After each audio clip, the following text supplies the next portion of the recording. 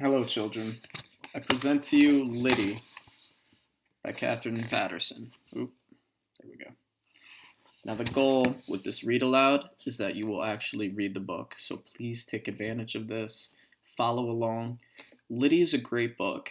Um, I know that at first glance it can seem challenging, and it is more challenging than probably what you're used to, but it's a phenomenal story, a relevant story, and I truly believe that it's one of the best things that you'll read in the seventh grade.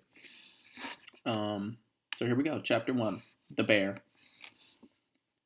The bear had been their undoing, though at the time they had all laughed. No, Mamma had never laughed, but Lyddie and Charles and the babies had laughed until their bellies ached. Lyddie still thought of them as the babies. She probably always would. Agnes had been 4, and Rachel 6 that November of 1843, the year of the bear. It had been Charles's fault, if fault there was. He had fetched in wood from the shed and left the door ajar. But the door had not shut tight for some time, so perhaps he'd shut it as best he could. Who knows? At any rate, Lyddie looked up from the pot of oatmeal she was stirring over the fire, and there in the doorway was a massive black head, the nose up and smelling, the tiny eyes bright with hungry anticipation. "Don't nobody yell," she said softly.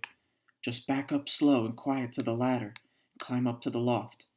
Charlie, you get Agnes, and Mamma, you take Rachel." She heard her mother whimper.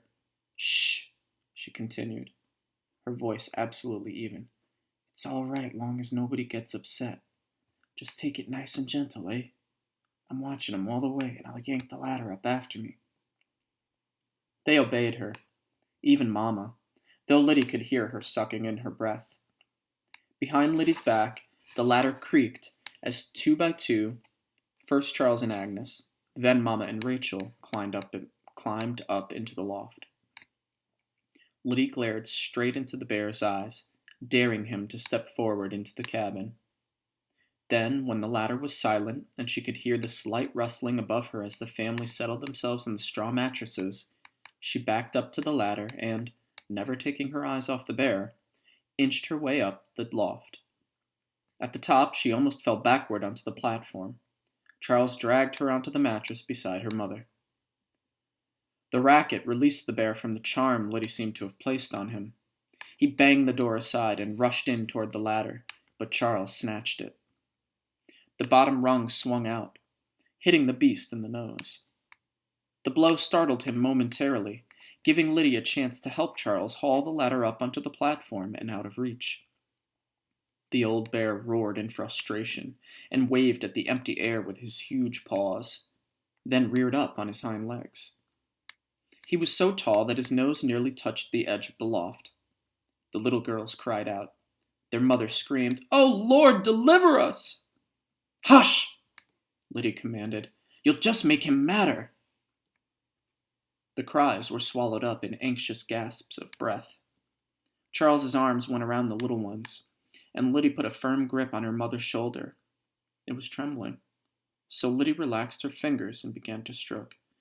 "It's all right," she murmured. "He can't reach us." But could he climb the supports?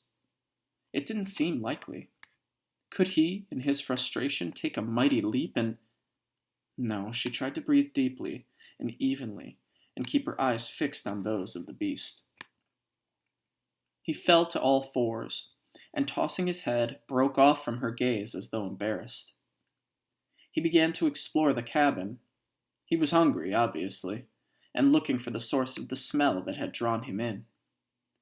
He knocked over the churning jug and licked tentatively at the blade, but Lyddie had cleaned it too well after churning that morning, and the critter soon gave up trying to find nourishment in the wood. Before he found the great pot of oatmeal in the kettle over the fire, he had turned over the table and the benches and upended the spinning wheel. Lyddie held her breath, praying that he wouldn't break anything. Charles and she would try to mend, but he was only 10, and she 13. They hadn't their father's skill or experience. "Don't break nothing," she begged silently. They couldn't afford to replace any of the household goods. Next, the beast knocked over a jar of apple butter, but the skin lid was tied on tightly, and, flail away at it as he might with his awkward paw, he could not dislodge it. He smacked it across the floor where it hit the overturned bench, but thank the Lord, the heavy pottery did not shatter. At last he came to the oatmeal, bubbling by the smell of it, scorching over the fire. He thrust his head deep into the kettle and howled with pain as his nose met the boiling porridge. He threw his head back, but in doing so jerked the kettle off the hook, and when he turned he was wearing it over his head like a black pumpkin. The bear was too stunned, it seemed, simply to lower his neck and let the kettle fall off. He danced about the room in pain on 4, then 2 legs, the kettle covering his head, the boiling oatmeal raining down his thick neck and coat. He knocked about, searching for the way out, but when he found the open door, managed to push it shut. Battering the door with his kettle-covered head, he tore it off its leather hinges and loped out into the dark. For a long time, they could hear him crashing through the bush, until at last the November night gathered about them once more with its accustomed quiet. Then they began to laugh. Rachel first, throwing back her dark curls and showing the spaces where her pretty little teeth had been only last summer. Then Agnes joined in with her shrill 4-year-old shout, and next Charles's not yet manly giggle. "Whew," Lyddie said. "Lucky I'm so ugly. A pretty girl couldn't have scared that old rascal." "You ain't ugly," Rachel cried. But they laughed louder than ever, Lyddie the loudest of all, until the tears of laughter and relief ran down her thin cheeks, and her belly cramped and doubled over. When had she laughed so much? She could not remember. Her mother's shoulders were shaking, but Lyddie couldn't see her face. Mama must be laughing too. Lyddie dared to hope that her mother might laugh. Oh, there was the door to mend, and the mess to be cleaned up, and the wasted porridge. But tomorrow she and Charles would find the kettle. The bear couldn't have taken it far, and he was sure to have left more than an adequate trail with all that crashing through the underbrush. Let her be laughing, she prayed. "Mama," she whispered, leaning her mouth close to her mother's ear. "You all right, eh?"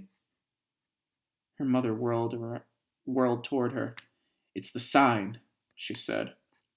"What sign, Mama?" Lyddie asked, though she did not want an answer. "Clarissa said when the end drew near the devil would walk the earth." "That weren't no devil, Mama," Charles said. "It were only a black bear." "Your adversary the devil prowls around like a roaring lion, seeking whom he may devour." "Aunt Clarissa don't know, Mama," Lyddie said, as firmly as she could, though a shudder went through her body. "It were only a black bear." Rachel's anxious little voice echoed her brother's, and then, "Weren't it, Lyddie? Weren't it a bear?" Lyddie nodded, so as not to seem to be contradicting their mother out loud. "Tomorrow we're going to Pulteney," their mother said. "I aim to be with the faithful when the end comes." "I don't want to be with the faithful," Rachel said. "I want to be with Lyddie." "Lyddie will come too," their mother said. "But how will Papa find us if we've left home?" Charles asked. "Your father went out searching for vain riches. He ain't never coming back." "He will! He will!" Rachel cried. "He promised!" Though how could she remember? She'd been barely 3 when he'd left. It was hard for the babies to go to sleep. Their stomachs were empty since the porridge had been ruined, and Mama would not hear of fixing more. Charles helped Lyddie clean the cabin. They propped up the door and put the chest against it to keep it in place until they could fix it in the morning. Then he climbed up the ladder to bed. Lyddie stayed below. The fire must be banked for the night. She knelt down on the hearth. Behind her left shoulder sat Mama in the one chair, a rocker she had brought from Pulteney when she came as a bride. Lyddie stole a glance at her. She was rocking like one dazed, staring, unblinking into the fire. The truth be told, Mamma had gone somewhat queer in the head after their father had left. Lyddie had to acknowledge it. Not so strange as her sister, Clarissa, and her end-of-the-world shouting husband, Judah, surely not. But now the bear seemed to have pushed her too far. "Don't let's go, Mamma," Lyddie pleaded softly. "Please, Mamma." But her mamma only stared at the fireplace, rocking slowly back and forth, her eyes blank and still, as though her spirit had gone away and left the body there, rocking on and on. It was useless to argue, and Lyddie gave up, hoping that the mood would pass, like her mother's times of craziness always had. But the next morning, her mother had not forgotten her determination. "If it ain't Clarissa's, it will soon be the Poor Farm," she said. The only charity Lyddie dreaded more than Aunt Clarissa's was that of the township's poor farm. It was to escape that specter that their father had headed west. "I can't stop you to go," Lyddie said, "but I can't go with you. I can't leave the farm." When her mother opened her mouth to argue, Lyddie went on. "The sow won't fetch enough to provide coach fare for the lot of us." She sent Charles along to make sure her mother and the babies arrived safely at Uncle Judah's farm. Charlie was a funny sight, hardly higher than a currant bush, but drawn up like a man in his worn boots and his father's old woolen shirt with the sleeves rolled. He loaded up the barrow. They'd sold the horse cart for seeds last year. "It's only 10 miles to Cutler's, where the coach stops. The little ones can ride when they get too tired," he said. He put in their mother's old skin trunk, which had carried her meager trousseau to this mountain, and most of the food she'd managed to preserve before she gave up trying. Between them, he and Lyddie wrestled the old sow to the ground and tied her, squealing, to a shaft of the barrow. "You want I should go with you as far as the village?" she asked him. But they agreed it would be better for her to tend the cow and horse and protect the house from the wild critters. "You watch out for yourself," he said anxiously. "I'll do fine," she said. "Now remember, you gotta get enough for the pig to pay coach fare for everyone." "And for me to come back again," he said, as a promise that she would not be left alone on the mountain farm. He glanced about to make sure his mother wasn't in hearing distance. "You mustn't be afraid to go down and ask the Quaker Stevens for help, Lyddie. They mean to be good neighbors to us, no matter what Mama says."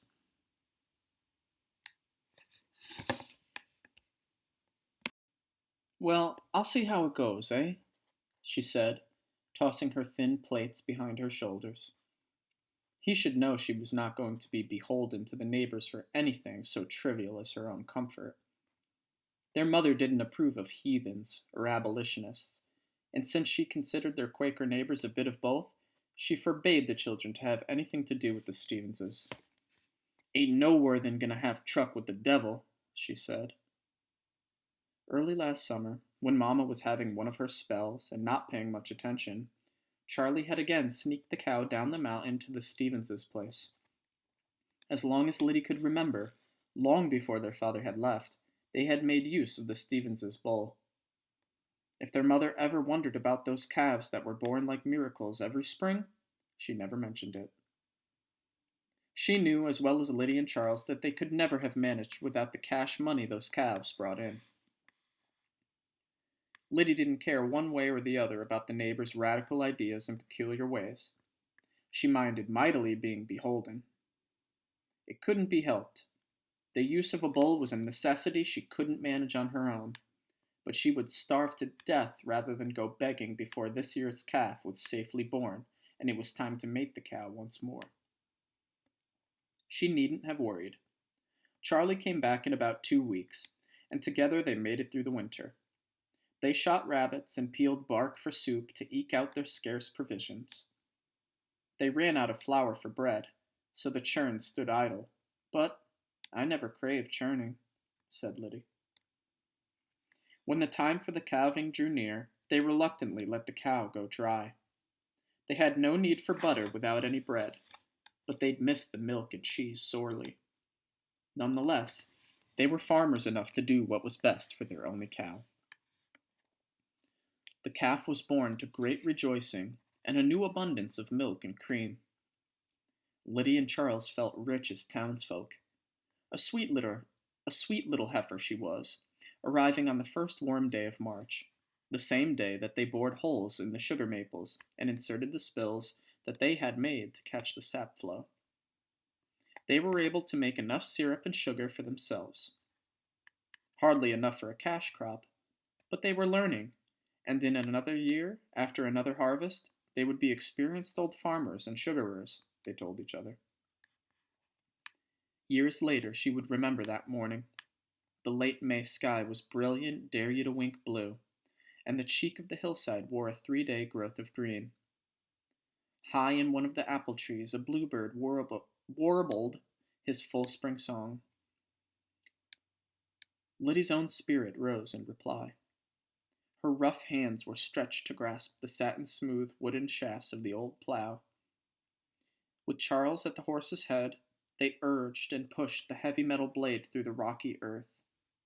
The plow cast up the clean, damp smell of new-turned soil. Cheerily, cheerily. Then, into that perfect spring morning, a horse and rider had come round the narrow curve of the road, slowly, the horse gingerly picking its way across the deep, dried ruts of mud left from the thaws of April and early May. "Charlie," she said quietly, hardly daring to move, because for a moment she hoped it might be Papa, but only for a moment. It was plainly a woman riding side saddle, and not their mother either. She never rode since she fell years ago and miscarried the baby that would have come between Lyddie and Charles. "Charlie," Lyddie repeated. "Someone's coming." Mrs. Peck, for she was the rider, had brought a letter from the general store in the village. I thought you might be wanting this," she said. Lyddie fetched the coins for the postage from their almost empty cash box. The shopkeeper's wife waited a bit, hoping, perhaps, that Lyddie would read the letter aloud, but she didn't. Lyddie was not much of a reader, so it was later, the short wisps of hair around her face plastered with sweat, that she held the letter close to the fire and managed to make out the words in her mother's cramped and painfully childish hand. "Dear Lyddie, the world have not come to the end yet, but we can still hope. Meantime, I have hired you out to Mrs. Cutler at the tavern, and for your brother to Baker's mill. The pasture, fields, and sugar bushes lent to Mr. Westcott to repay debts. Also cow and horse. Leave at once you get this. Your loving mother, Mattie M. Worthen." Lyddie burst into tears. "I'm sorry, Charlie," she said to her brother's amazed and anxious face. "I never expected this. We were doing so good, eh? You and me?" He took a deep breath, reached into his pocket, and handed her a ragged kerchief. "It's all right, Lyddie," he said. "It's all right." When she kept her tear-streaked face buried in his kerchief, he gave one of her braids a tweak. "The world have not come to the end yet, eh?" He took the letter from her lap, and when she wiped her face and tried to smile, he grinned anxiously and pointed to their mother's primitive spelling. "See, we can still hop." Lyddie laughed uncertainly. Her spelling was no better than their mother's, so she did not really see the joke at first. But Charlie laughed, and so she began to laugh, though it was the kind of laughter that caught like briars in her chest and felt very much like pain.